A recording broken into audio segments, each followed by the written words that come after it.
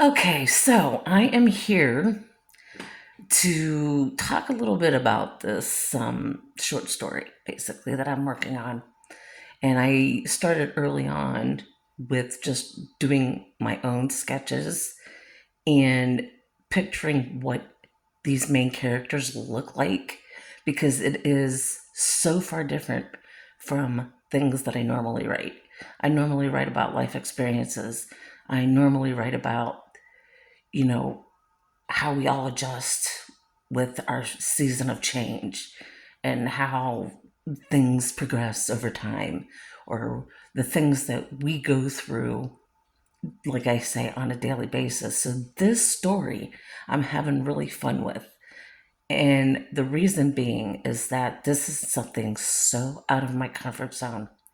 I've never written a gothic fantasy ever. And so this is like completely new territory for me. Um, so writing with these main characters and slowly starting off with the Queen of Hearts, who actually has a name. Her name is Matilda. And then the other two main characters will be brought in, and then the supporting characters in the backdrop. I am not giving out any spoilers, so it's okay to leave a comment or anything you want to leave here in the video below if you can, because sometimes I have trouble with YouTube, fortunately. So if you do are able to post something below, feel free to do that. I know I was really excited to get the cover released and its title, and I came up with the Dark Tales of Wonderland specifically as I thought, I wonder what Alice in Wonderland would be like from a different standpoint, from different characters from the fairy tale.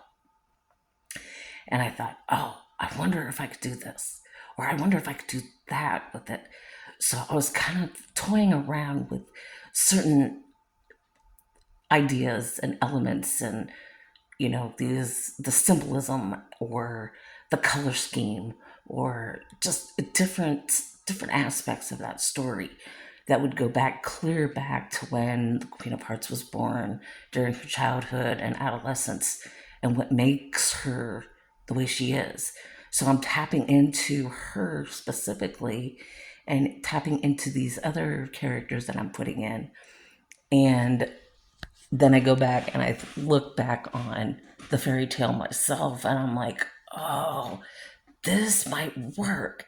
So I'm actually adding elements that might not have been put in the animated version, the original animated version.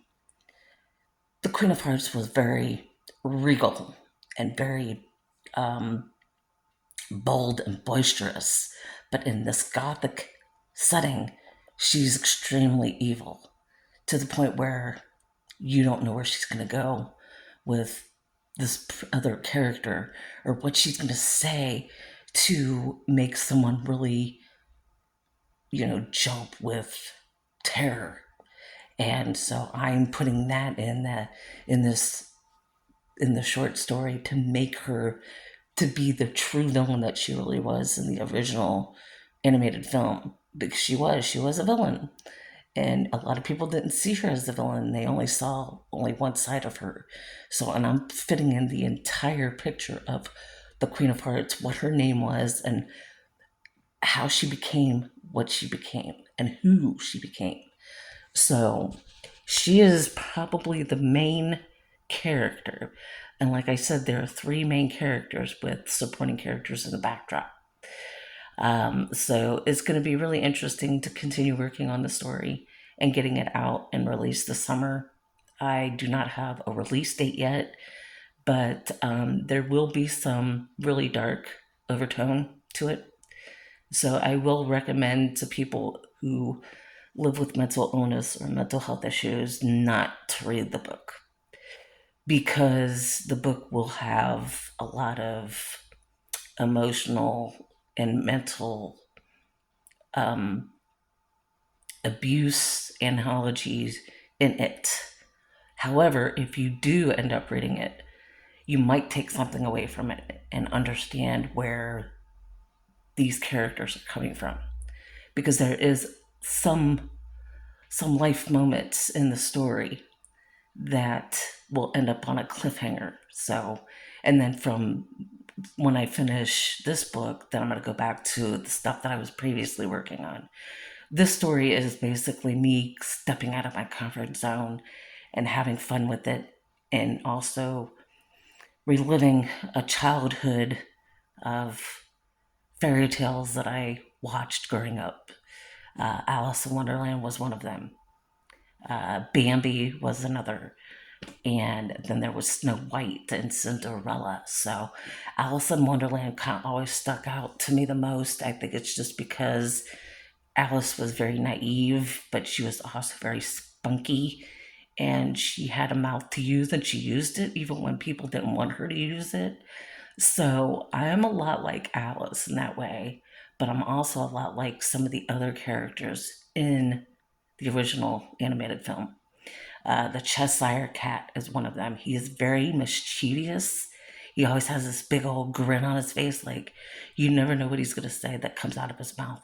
So I could be like that. I could really be like that. And if you know me well enough, you'll understand that. But fortunately, you don't. So you're just taking it with a grain of salt, basically. So I'm coming in and talking a little bit about the story, kind of, sort of, kind of like it.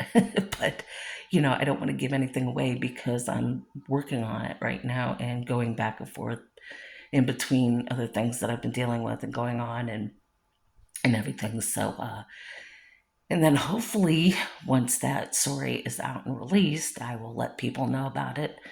Facebook has not even been on my radar lately. I have not been a part of Facebook for quite a while. I try to avoid Facebook at all costs because there is so much drama on Facebook. I'm not even on Instagram, so if you try to find me there, I'm not there. I am here on YouTube, and I am on X/Twitter at Shellie Official, and then you'll be able to go back to some of the others later on because I will be updating my Pinterest page, and I'll be updating some other pages that I have almost forgotten, like Goodreads. Goodreads is another one I'm going to be updating. So just stay tuned for any updates, and hopefully, I will have this release date for the story coming up in the next month and a half. So stay tuned for any updates.